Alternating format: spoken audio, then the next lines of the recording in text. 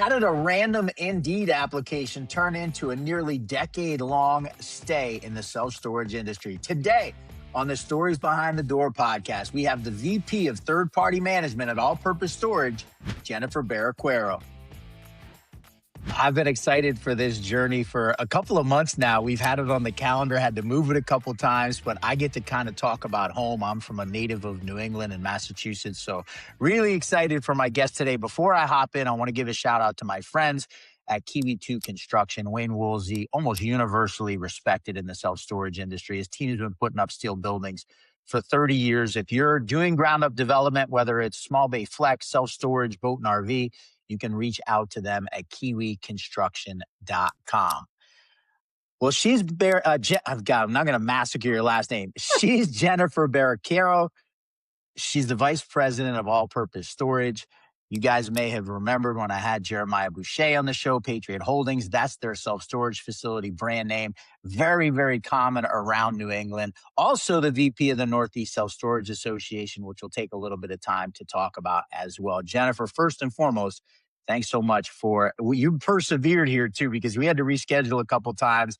Thanks so much for taking time to come and join me on the podcast. No, thanks so much for having me. I'm really excited. Sorry we had to cancel it a couple times. Losing my voice once, my kids were home. I was like, this is terrible. We talked about that. It's been a pretty brutal winter in the Northeast, and both of us have paid the price for that at various times. But we persevered and we got it done. I start the podcast always the same way, which is self-storage is such a niche asset.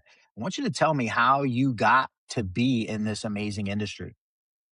Oh my gosh. I think my story is very similar to everyone else's, where you kind of tripped and fell into self-storage. It was 1,000,000% not planned.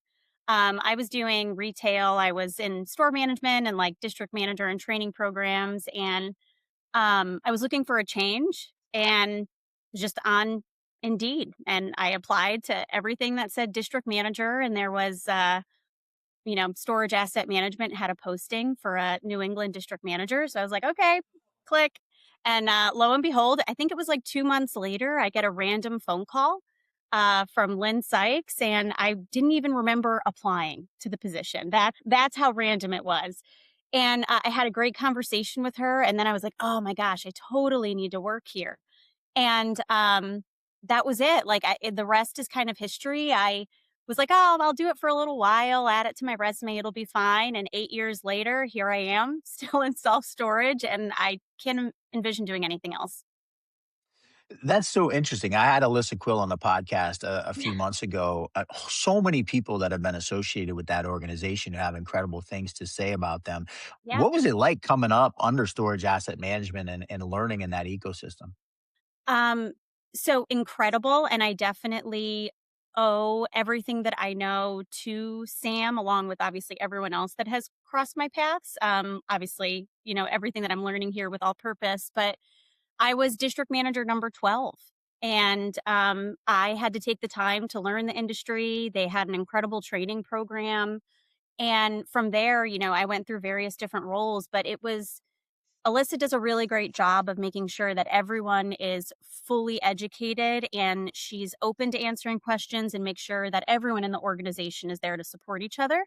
And I owe a lot of everything for myself due to kind of that path that I took there for 6.5 years. So it was a great place to start and learn and grow for sure. You've now been at All Purpose coming up on your first year there. What's that transition been like and working for the company? Wow. Short of amazing. I Everyone that I've spoken to, I think I've just told everyone that All Purpose is the self-storage industry's best kept secret. Like, you don't really know about the company, you hear about them, you assume that it's only like, Patriot Holdings operated, but once you get here, you see the culture that Diane has built, all of the core values that every single person lives and breathes by. And it, like, people say, oh, don't say that work feels like home or they're your work family. But I very well know that anything that happens in my life, both personally and professionally, that my leadership team, that we partner, like all of us together, they have my back. And that's something that is just incredible. Like even this week, we had a family emergency with like my husband was rushed to the ER, and I was like panicking, and I was like, I gotta go, and they were like, no problem, and we were onboarding an Idaho location. And we were like so excited about it. And everyone stepped up and was like, we'll take anything off of your plate, go with your husband, do what you have to do. And that, it just makes it an incredible place to be. And you don't get you don't have the Sunday scaries. Like, when Monday comes around and you're like, oh my God, it's Yeah. another work week. Like, it's just great because I love everyone that I work with. And, the leadership team is just fantastic. I don't have any other words to say. It's so interesting you bring that up about all purpose, and obviously I don't know Diane. I know Jeremiah speaks so glowingly of her and what she's allowed him to do in Yep. in building the portfolio. What I will say is, on a general level, self storage is like anything else I've ever seen in my life. And the way that people treat each other in this industry, and I guess I'll have you speak to that. As you said, you sort of got here by accident. What's it been like to see this industry versus the things you were doing before that? Yeah. So it's strange, right? Because coming from retail, it was all about competition, competition, competition, right? It's about getting every sale that you can, increasing every basket by X amount of dollars, making sure that you're maximizing your conversion of everyone that's walking through the door, no matter what part of retail you're in, whether you're selling shoes or clothes or, homeware goods or anything like that. Where coming here, I'll never forget going to my first show. It was actually the Northeast show, and everyone was like helpful. I was like, wait, why is everyone sharing tips and tricks and giving everyone advice on what you can do? I'm like, don't you want to keep that in your back pocket so you're rising to the top? And that's just not the case. It's really all about making sure that the industry thrives, and we know that there's more than enough self-storage facilities for everyone to Yeah. go around. So it's very different, but it's very special. Why you're still here 8 years later and Yeah. not planning to go anywhere, right? You brought up the Northeast Self Storage Association. You guys have your show coming. I say you guys because you're a vice president of that board. Yeah. You guys have your show coming up in May, in Foxwoods, first casino I ever went to in Connecticut. Excited to come up and be a part of that show. But talk to me about your involvement with the Northeast Self Storage Association, why that's been important to you, why you've gotten involved. Yeah. So I got involved because actually Alyssa recommended me when they were looking for board members. And I was like, yeah, sure. Like, why not? Right. And I'm so grateful that she did, because joining and being a part of that group is um, very much a representation of what this industry is all about.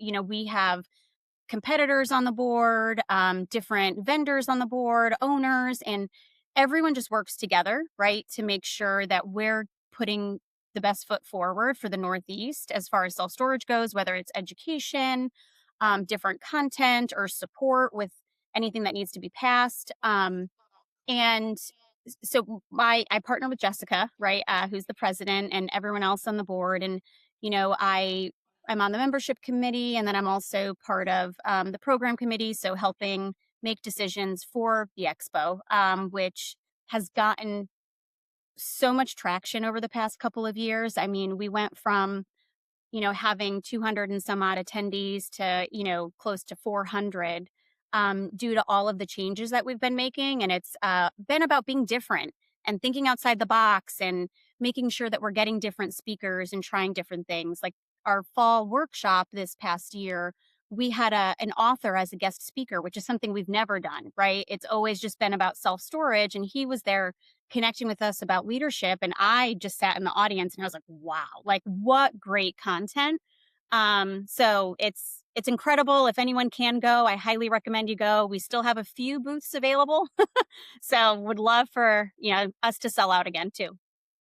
I look forward to that. I was up there last year, had such a great time. So, very much looking forward to getting up there again.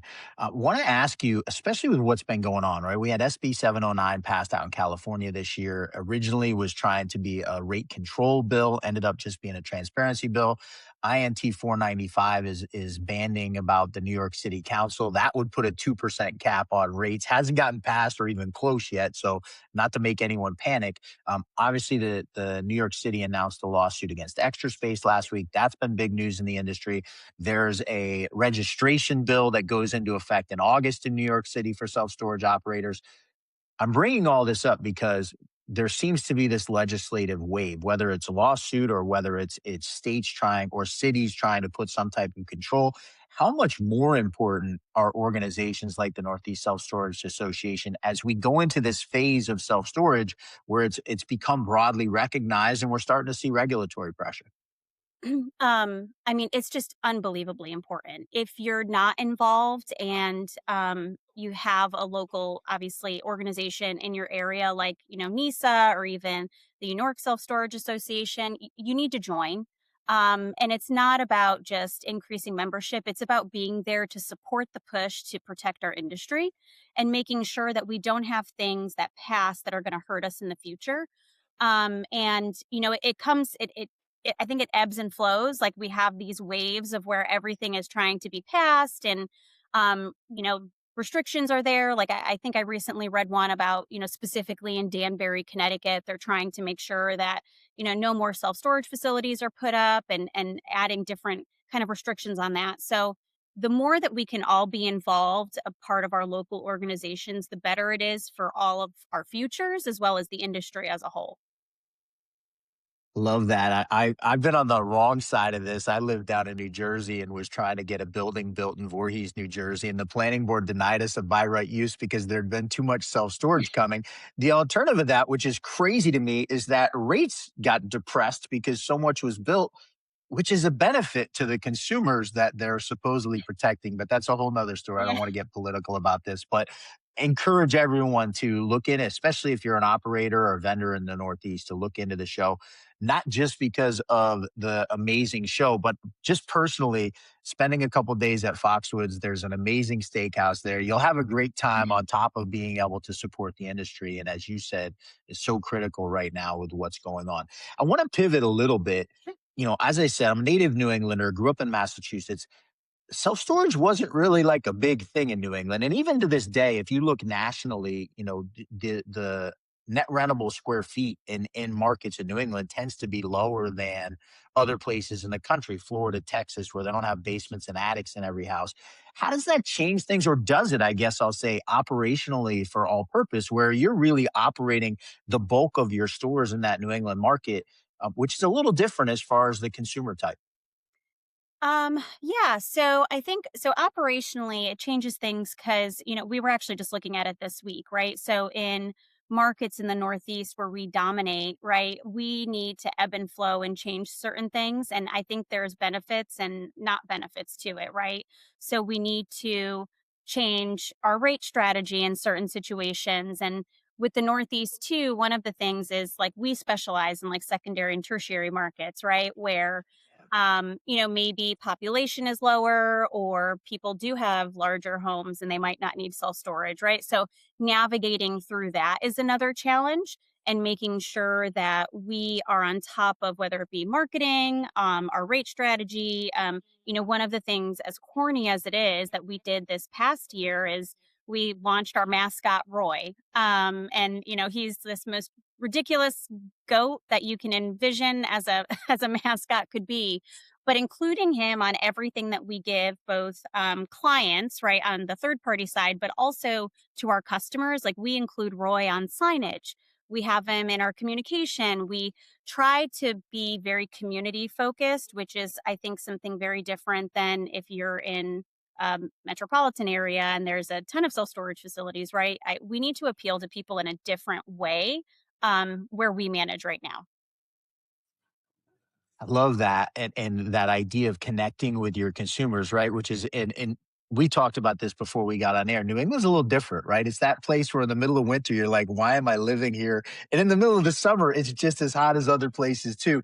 But there's a sense of community. And I think a lot of that is about wintertime, right? And especially in secondary and tertiary markets in New England, small towns, people have to rely on each other to get through some of those times. So creating that community involvement becomes so important. I want to talk a little bit about operating facilities in secondary and tertiary markets and what's coming on the tech side, and how is all purpose kind of dealing with all of these different options that we're seeing, whether it's literally AI answering your phone and having an automated voice person, or whether it's using a third party call center.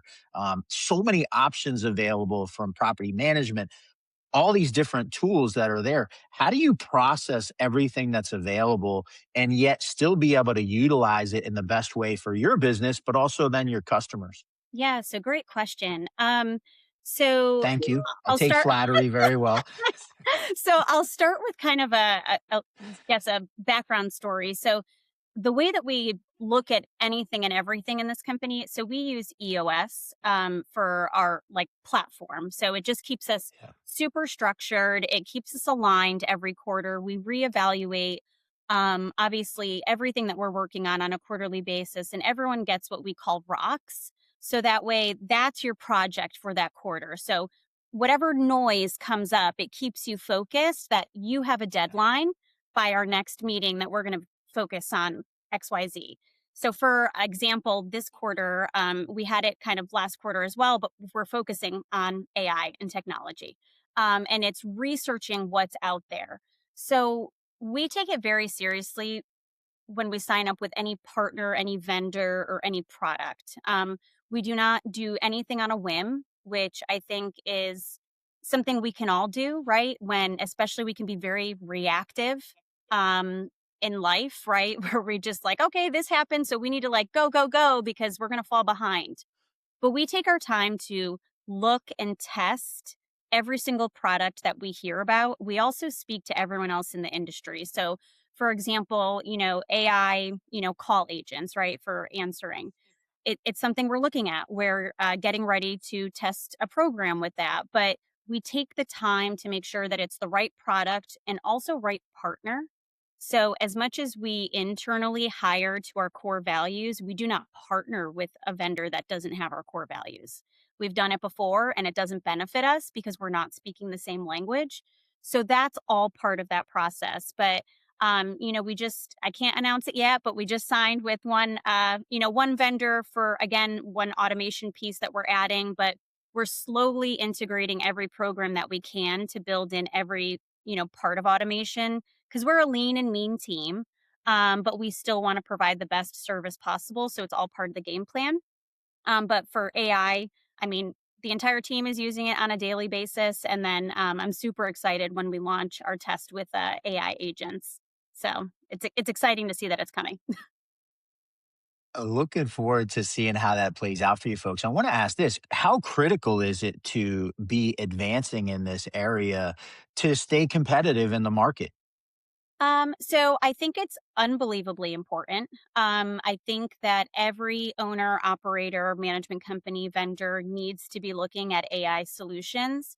But we are of the firm belief, like JC and I actually talk about this pretty consistently, that AI is there as a resource and a tool, but it does not replace all of the knowledge that we all have about where we're operating, how we're operating, and all of our experiences.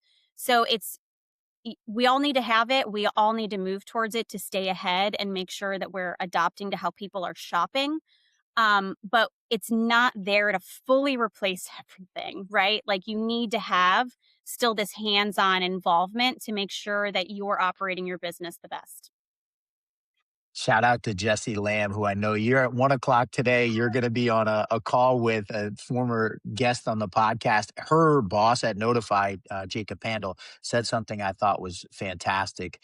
Let AI do what AI is good at so that people can stick with what people are good at. And we Yep, certainly haven't reached a point where we can eliminate people from that equation in any way, shape, or form. So appreciate 100%. that. I'm going to switch gears a little bit. You and I met late last year. Jim, shout out to Jim Ross and his storage meetups, which are incredible. He's done such a great job of cultivating a community there. Um, Coming out of that, I came on and I talked about utilizing social media. You made a post about your son. Your son had surgery recently. Give us an update on how he's doing and how everything's going. Oh, he's doing great. Thanks for asking. He's like our little trooper. So, Quinn is his name. So Quinn, he's 4, almost 5. He was born with tetralogy of flow, so he had to have open heart surgery at 3 months. And we've uncovered that he has some, genetic conditions as well. And one of the things that was happening was hearing. So we had tubes put in and all of these things. But thankfully, he's good now. Like we flow with it as we go. And um, I don't know, he's so inspiring to me. Like when I look at him today from where he was when he was born, like I get obviously uberly emotional about it, but he I don't know, he's a rock star. Like, I feel like if any adult went through what he's gone through in his 4 years of life already, we would be, like, moaning and groaning, and we'd be playing the woe's me card where he just gets up and plays, and he doesn't know any different. So I don't know, he's my inspiration. An awesome reminder to us as adults when we let life get down on us sometimes of seeing it through the eyes of a 4-year-old who doesn't know any different and yet handles it with such strength. Yeah. I gotta ask a question. Is he a Drake May fan? No, no, Drake May, I don't know that I know. No. All right, don't worry. I'm a New Englander. He's the quarterback of the New England Patriots. You're in Connecticut. There's I kind of a dividing line there. So I am not, I'm like, please, no one scold me that's watching this, but I am just not a football person. Like, Quite acceptable. it's not my thing. I'm a basketball fan, so way to go Celtics. That's my team. That's where we live and breathe. We go every year to a couple of games. But so if you want to I talk about love it. Tatum or Jalen Brown, I could do Yeah, that. I'll talk about Jalen Brown all day, every day. Jason Tatum's on the shelf right now, but I this is a know. self-storage podcast, so we can't go too deep down that road, but always got to bring it up. As I said, this is kind of a trip home for me. So I'd Yeah. be remiss. Patriots were in the Super Bowl, so I'd be remiss if I didn't mention a little bit. So I did watch parts of the Super Bowl, not Yeah, all it of wasn't it. that fun. Wasn't And that I fun? I could tell you it was painful, even for someone who doesn't know football. All right, we're going to trademark out of that. We're going to go to your older son, and I'm going to talk a little bit about a love that you and I have in common, which is Harry Potter. Talk to me about this infatuation with Harry Potter. Okay, so man, I have never been a um what you call book smart. Like I'm not a school person, totally not my jam. Like I've always been a very much hands-on learner, need to be out into the universe person. So when I was in elementary and middle school, they would always have this thing called SSR, so silent sustained reading. Like after lunch, you'd have to read for 20 minutes, and it was like a non-negotiable. So I would typically just like have a book in my locker that I would pretend to read. Like I would never actually sit there and read. I didn't like reading. Well, lo and behold, one day I did not have a book with me. And I was like, oh my God, I don't want to get in trouble. So my friend was like, hey, like I just finished this book and it was Harry Potter and the Sorcerer's Stone. And she was like, why don't just take it, go ahead and go to your desk and there you go.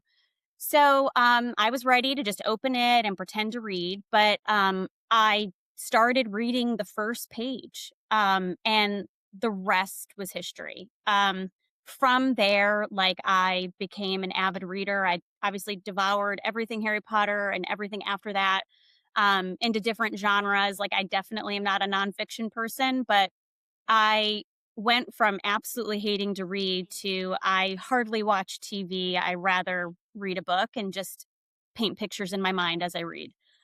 So that's where it started. So with my oldest son, Braden, I have tried to pass my love of Harry Potter down, and he's definitely loved it. I see a lot of myself in him where he's like, I don't really love books.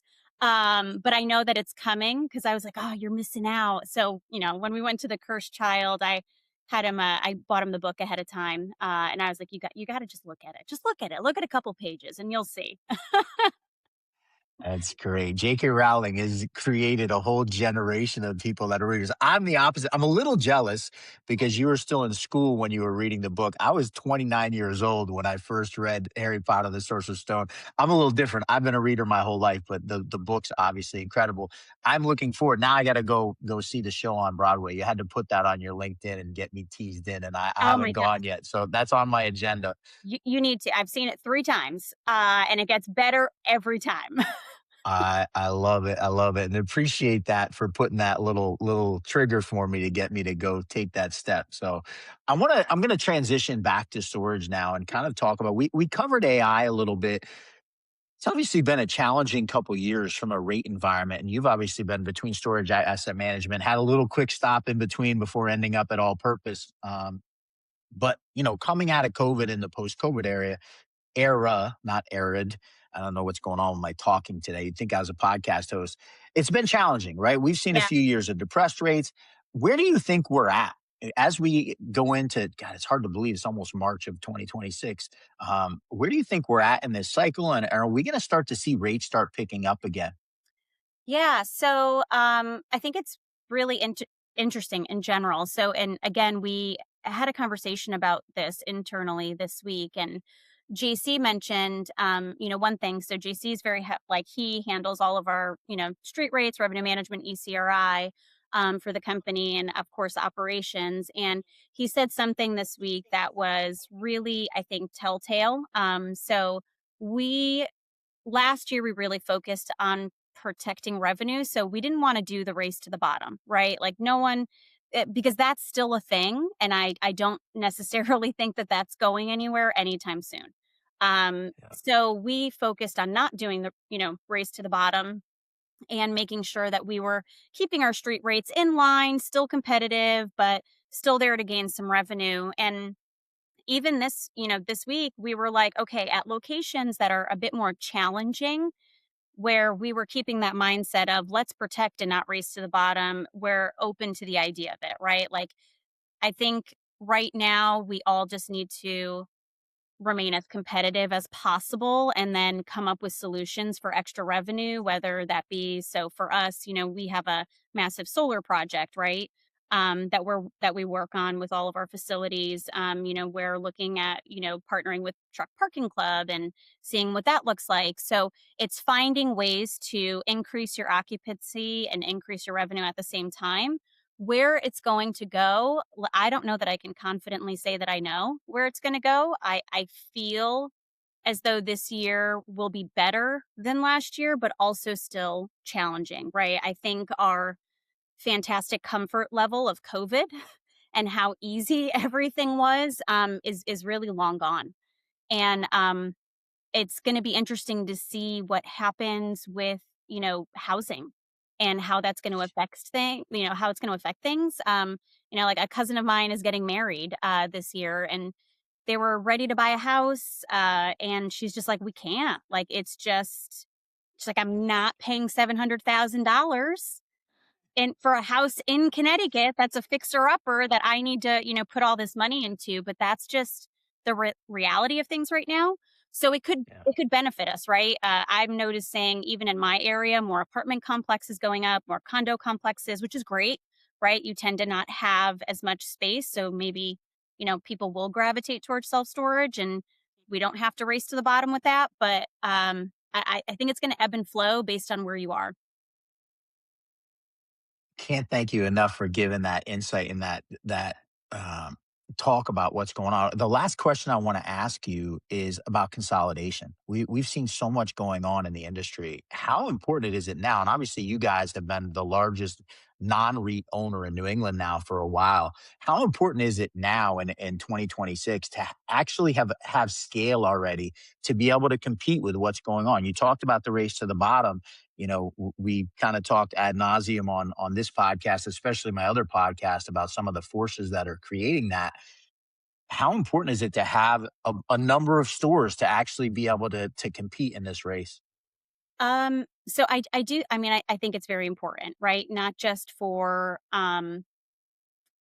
like how large the brand is, but also what that market looks like. So for example, when we're in one-off locations and it's completely dominated by REITs in that market, like things are just very different than in markets where we're concentrated and can we can dictate how things are going. So for anyone that has, a one facility, two facility, and they find that they're struggling, like I think partnering with people that have scale is going to benefit you. So that way you can protect your occupancy, protect your revenue, and continue to grow instead of staying in this kind of like stagnant state.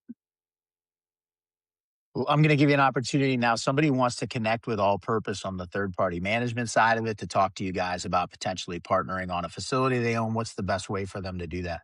Oh, sure. So you can either email myself and we can chat directly, or you could do our generic inbox. That's 3 p.m.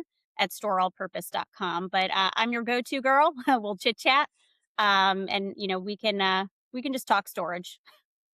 Oh, absolutely love it. So appreciate you hopping on. I'm going to give a quick shout out again to my friends at QB2 Construction. Of course, Wayne Woolsey has been supporting the show now for almost a year.